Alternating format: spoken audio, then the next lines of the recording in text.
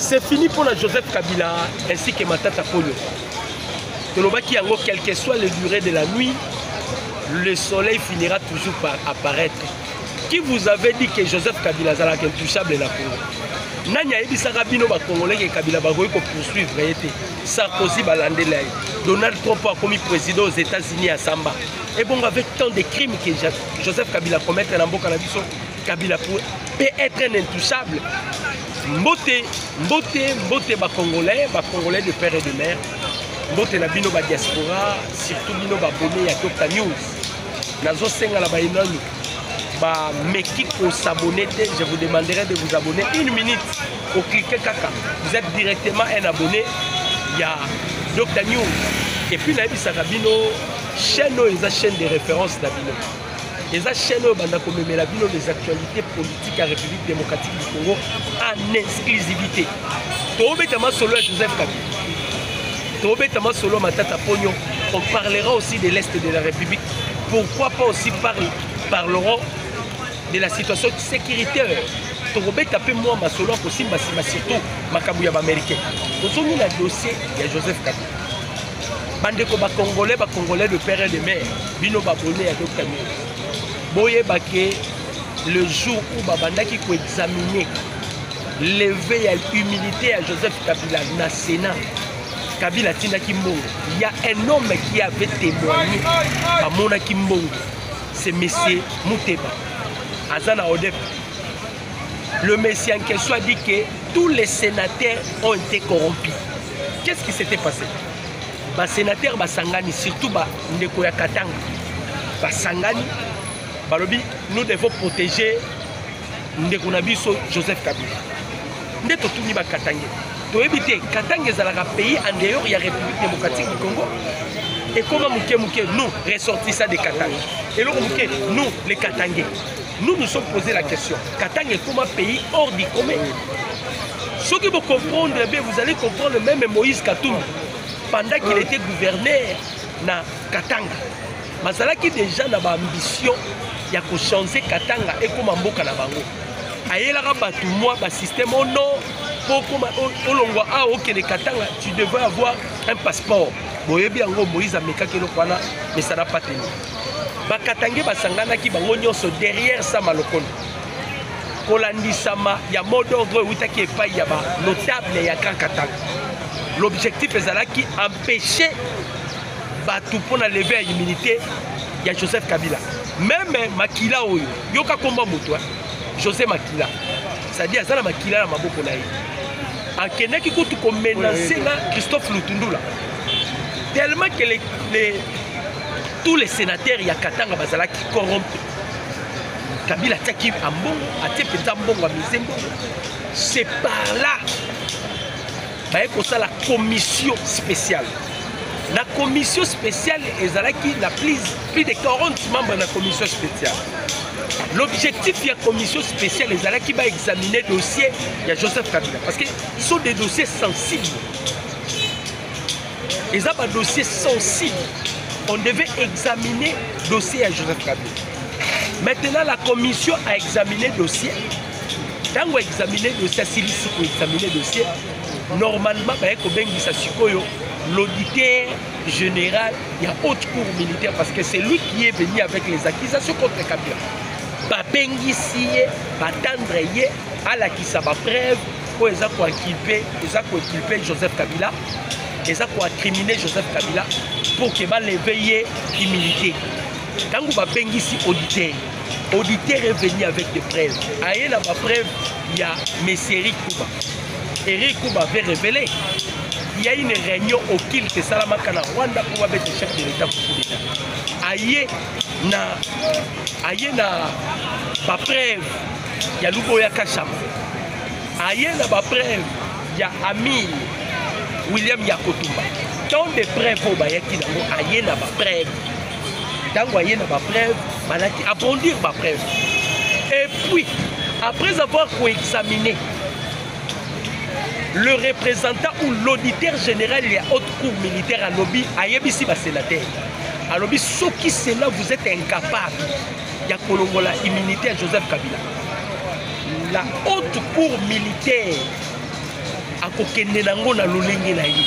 C'est-à-dire, Kabila ne peut pas être intouchable tout un État criminel qui a tué des Congolais, a bombé des Congolais, a sali des Cambodélés.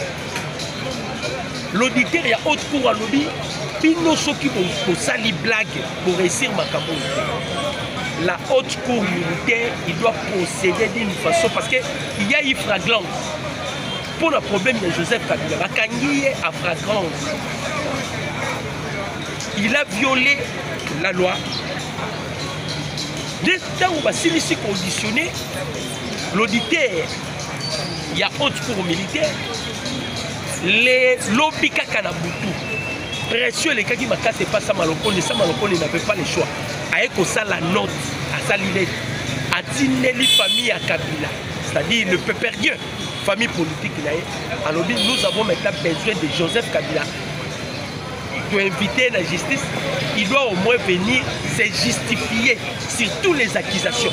Si Kabila est innocent, à justifier l'innocence d'ailleurs. Ceux qui Kabila est innocent, il y aura des poursuites judiciaires, mais avant tout, il ne faut pas attendre Kabila. Donc il y a une minute où on solo balabino, Kabila bazo de la haine. Beaucoup sanaté mon okonanganga.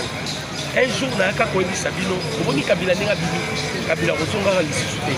Tolobaka yango en guise de cause, andeko ba congolais. Tolobaka yango en guise de cause. Pourquoi? Toyebaki que Kabila a commis tant de crimes. Kabila a commis tant de bafilles. Kabila a sali ba crime contre l'humanité. Ba crime économique, ba crime de guerre. L'atrocité de Salamina Est, commanditaire, c'est Joseph Kabila. Maintenant, toutes ces accusations contre Joseph Kabila, Kabila ne sera jamais épargné. Il ne sera jamais épargné. Voilà pourquoi, bien que Matindi Boyoki, Ferdinand Kamera Lobini va prolonger date. Pour prolonger date, comment? Parce que le dossier est encore là.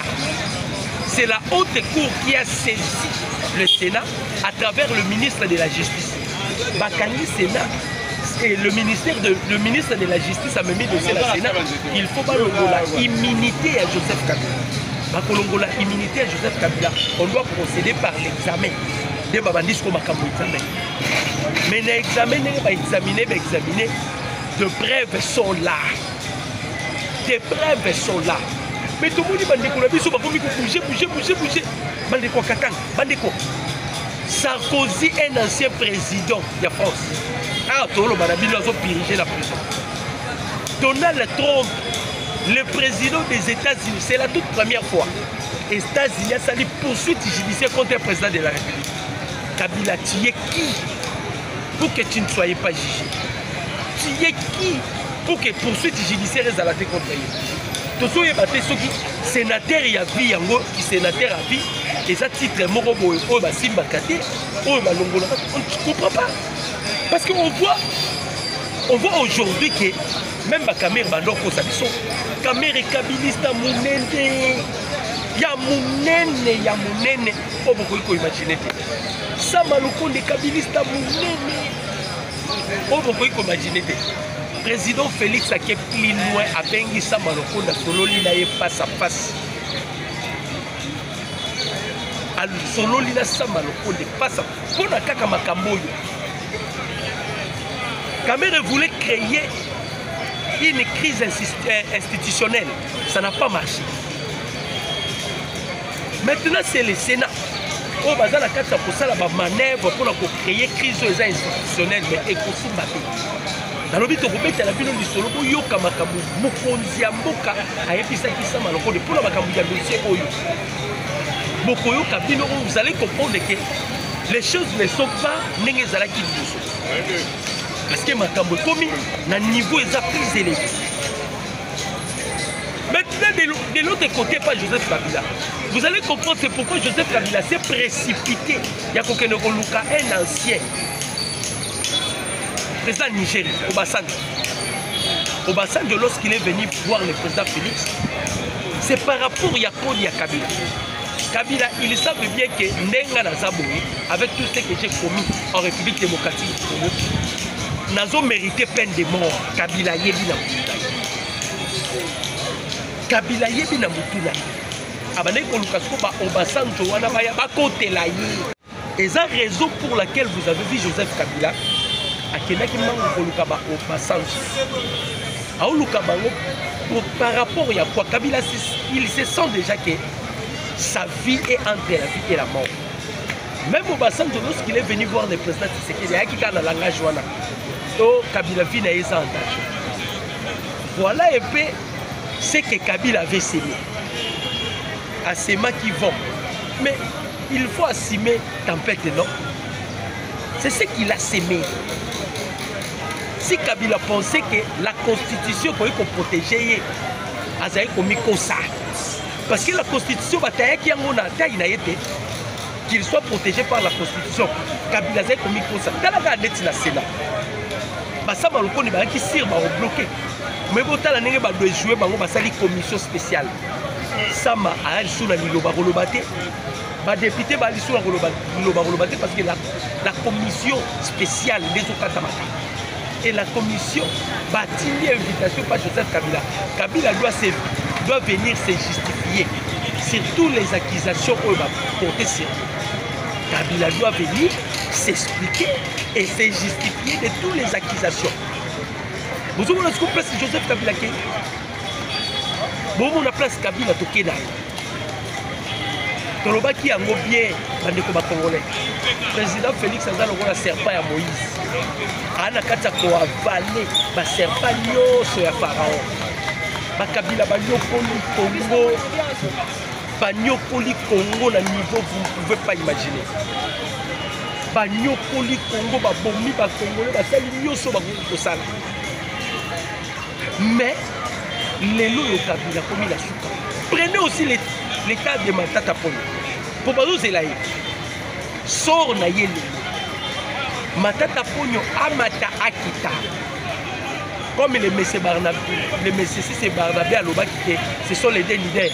Tu vois pas réellement si Kabila est leader, sont Matata Ponyo. Il suffit pas faire sa mot d'ordre. Mais ces messieurs-là on devait aussi l'arrêter. Il parle des choses qu'il ne maîtrise pas. À cause de les Congolais que si le Congo vit, c'est le Congo vit à cause du Rwanda. Mais au moment où tu as gagné l'espace aérien, le Rwanda vient de perdre 222 millions de dollars américains. Oh, il a perdu. Compagnie Rwanda et Kangami et quoi il a failli. Crise. Donc on ne peut jamais parler de ce qui se passe au Rwanda. Mais c'est parler de n'importe quoi. Non, ce sont des acolytes qui y a Kagame. Ce sont des acolytes de Kagame. Botala Lelo Yoshole, il devient le porte-parole du M23. Après donner ces choses, il devient le porte-parole du M23. Makambo Nanga Badaï Kolela, à ce qui concerne Babang, ma distributeur électronique, après donner ces choses, à la pointe de presse pour plaider. Oh non, Batouana, Bazo souffrir, il faut que Fongola Babang. Parce que la rébellion marche avec de l'argent. Les rebelles qui sont tellement coincés que vous ne pouvez pas imaginer. Maintenant, ils veulent utiliser leur porte-parole. C'est qui Abedouné Séchon. À sa porte-parole, il y a M23. C'est-à-dire, ce sont des M23 que nous avons dans notre pays. Ce sont des sont des M23 que nous avons dans notre beau pays. Cholé. À Bongo, urgence limitée. Et puis à l'allié à la Mouki, nous voulons assez que les chefs de l'État y ababent.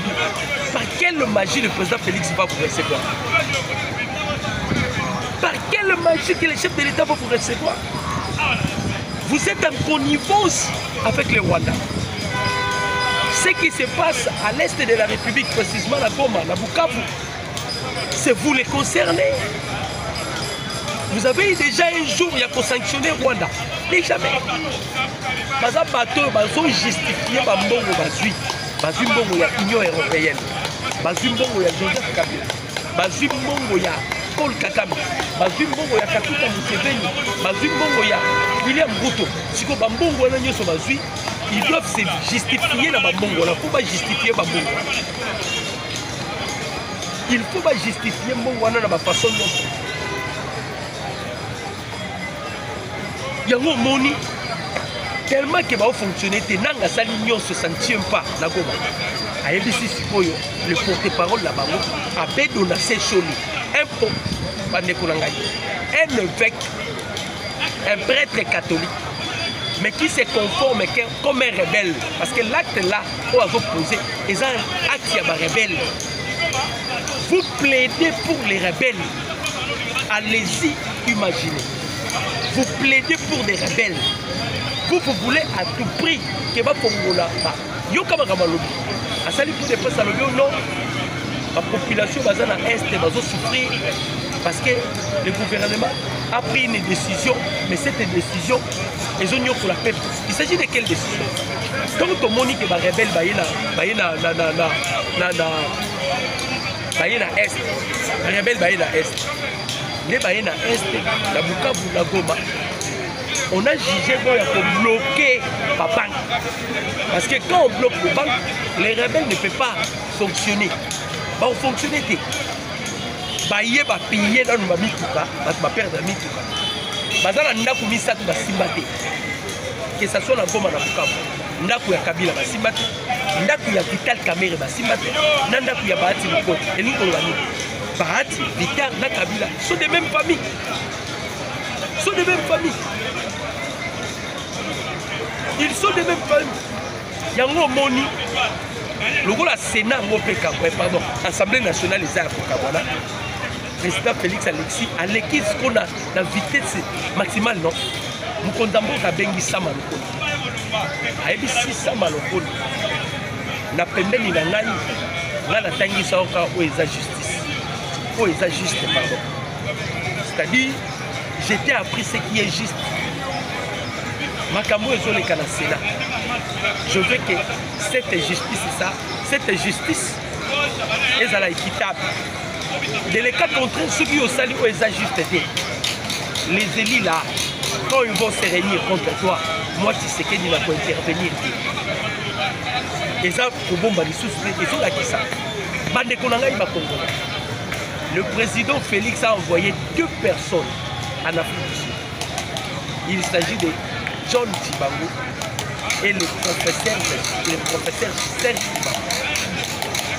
Ils ont envoyé John Tibango et le professeur Serge Tibango dans une mission suicide. Et lui, Kolobani, Kabila wana baza déjà nzinga. Ndenge bango ba infiltrer biso. Ndenge président Félix fait infiltrer bango. Baza déjà nzinga ya Kabila. Et lui Kolobake Kabila soka salika blague. Awa kaka immunité na temps. 3 jours c'est trop.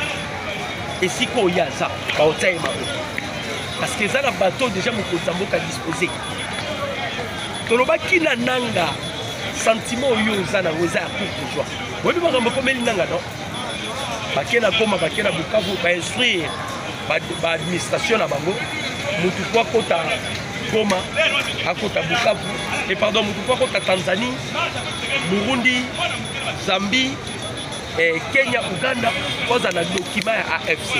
Papa, tous les pays où on a rejeté en bloc. C'est ce qui a bouleversé encore calcul Yana. Ça prouve que Nanga, Kenya a aucun de nous souhaiter parce que les choses tournent mal. Donald Trump a réussi à convaincre les Émirats arabes. Les Émirats arabes pèsera plus que la France. Les Émirats arabes pèsera plus que d'autres pays là qui sont derrière le Rwanda. Les Émirats arabes pèsera parce que misa par milliards et de milliards de Rwanda. Mais les Émirats arabes ils ont décidé de quitter Kigali. Bien en tout cas, trop c'est tout. Parce que Donald Trump a sali diplomatie à pied. Il y a pied. Azuka Émirats arabes lobabi ceux qui ont besoin de minerais dans le Congo. On a droit à minerais dans le Congo. Mais vous devez laisser Kagame. Qu'est-ce que les Américains vont garantir pour Kagame? Parce que nous sommes déjà prêts à côté Kagame. Mais vous devez garantir Nini. Ndebo monaki Donald Trump akendaki kokutana na bemira arabe asola na bango et les États-Unis va garantir bango. Bandeko, un jour les Américains, c'était à l'époque il y a Barack Obama. Babengaka ba Belge. Bayebisaka ba Belge. Balobi tomoni ba désordre za trop na ko. Bino doza ba colonisateur ya République démocratique. Mais vous êtes incapable de protéger le peuple congolais. Vous êtes incapable de protéger le peuple congolais. Comme vous êtes incapable de protéger le peuple congolais, Mikoloza Kouya biso à États-Unis. Donc on récupérer Congo dans ma boucle et vous serez incapable de les récupérer. Donc la minute surtout ceux qui signé accord avec les Américains, Bande Kolanga. Moni Kagame place à ça.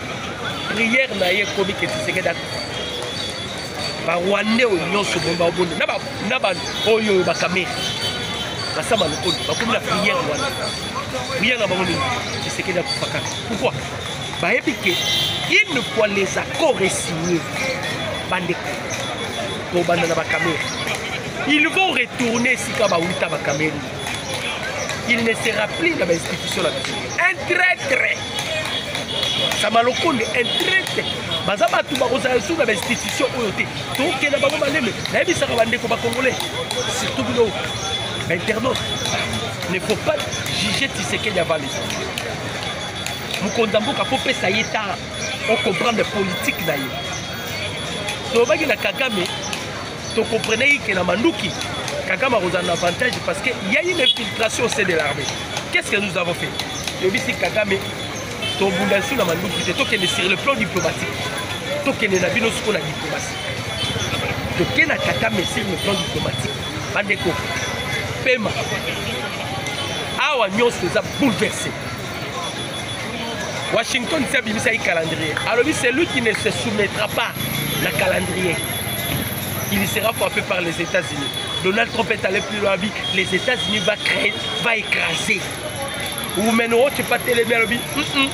On peut parler des accords, mais conditions amoko. Il faut que les commanditaires y a crime. Baïnyo so basali ba crime en République démocratique du Congo. Qu'ils soient poursuivis.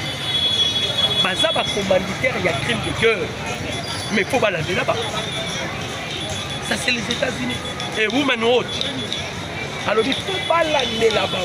Donc, Awa Wandekouba Congolais, Corneille Nak, Joseph Kabila, Bertrand Bissimo, ils sont tous dans les visères de la communauté internationale. Les Français, les Américains, les Américains, la Kabila. Pour votre information. Mbambo et la Mbongo. Parce que bientôt, la immunité, ils ont l'ongwa. Bandeko. Le premier auditeur général, il y a haute cour militaire, Abimi la Sénat lobby. Si le Sénat, vous êtes incapable de Colombo la immunité à Joseph Kabila, nous, les militaires, nous allons le faire. À notre manière. C'est-à-dire, il y a déjà que ce n'est pas corrompu. Dans le lobby, on a dit ma dernière mot. Kabila a un extraordinaire. Il y a eu des présidents au Balandeli Bangopé. Par la justice, Balandeli Bangopé Bakangi Bango. Il faut que Moutoula Moutou a pris naïe. Aza extraordinaire. Il faut que combien pas Bakatangé, surtout les Katangé. Yango Moni Nzambe, Nzambazandambe. Kala nenga confondre Bango. Azu minéraux babete la ratolo la Katanga qui bimisa on a bakolo. Nyonso qui bimala bakolo. Lolendo. Et il voit c'est comme si Katanga de Congo. Bakatangé. Botika Lolendo. Oh. Bandeko. Sarkozy Bakangaye, un président français. Donald Trump, Bassambi Saye, aujourd'hui président aux États-Unis. À combien plus fort est Kabila? Criminel. Tous les preuves sont là. La crime contre l'humanité, la crime de guerre, la crime économique, le génocide. Il a violé même la loi organique. C'est-à-dire, il y a un zola la Kabila. Imaginez première le côté Kiambon, deuxième le côté, même Bassango. Baza déjà affaibli. C'est la toute première fois, Église catholique assis la influence. Bandi Pali basa la médiation Massad Bolos à Bibinoté. Vous n'êtes pas crédible. Qui n'est pas Donald Trump à Bibako Yamba Binoté. Quand les Baoyengaï, la 5 ans. Qui n'est pas Oya Tseke dans Binoté. Binoté, la Yamba Binoté. Comme ils sont Balobeli, Yananga. Oh non, faut qu'on la banque. Oh, Bossalaboy, Bossalaboy, Bossalaboy. Car nous, vous allez comprendre les bandits congolais. Ce sont des gens qui travaillaient avec l'ennemi. Mais l'heure est arrivée, bandits congolais. Pour nous, nous fois foutre à prix. Donc, toujours c'est la véridique, parce que toujours c'est la Kabila Tisco. Maintenant, vous prolongez, vous prolongez, toujours c'est la Kabila. Toujours c'est la Kabila y était. Kabila doit savoir que nul n'est au-dessus de la loi. C'est ce que l'auditeur général a ici Sénat. A dit Kabila, nul n'est au-dessus de la loi. Nous savons bien que vous êtes en contact avec Kabila. Nul n'est au-dessus de la loi. Donc soyez building doit tout yawa. Donc soyez mbongo à l'espèce atiki na kingakati. Bazo kata tous les avantages. Avantages nyonso bazo kata. Nyonso bande ko bénéficier na bazo kata tous les avantages. Nyonso bazo kata.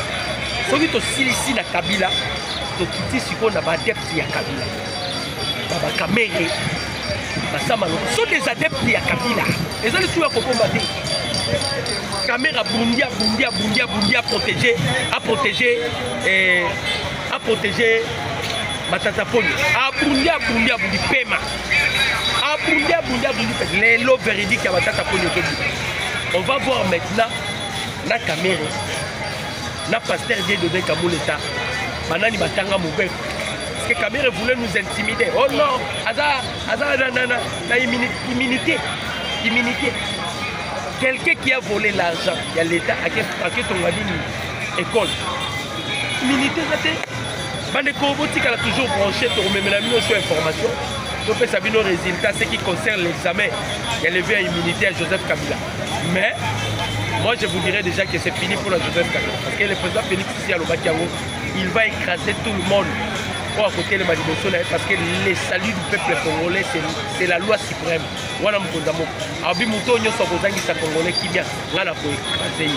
Je dis et je vous remercie. Ciao.